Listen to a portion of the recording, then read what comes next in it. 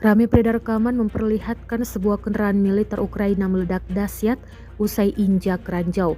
Mereka tak dibekali alat deteksi ranjau saat mengemudi sehingga berakhir menginjak ranjau jebakan Rusia.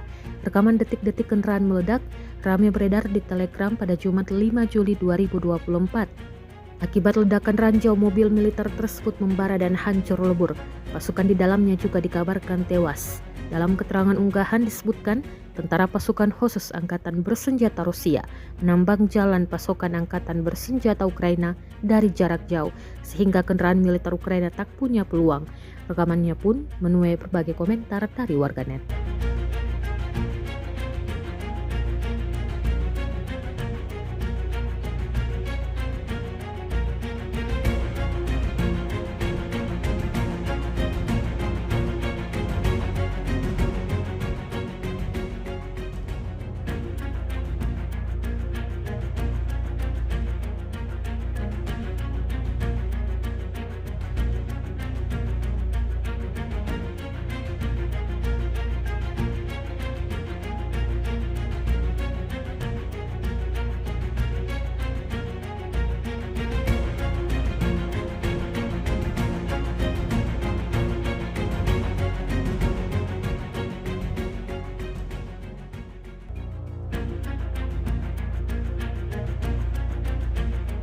Download Tribun X sekarang, menghadirkan lokal menjadi Indonesia.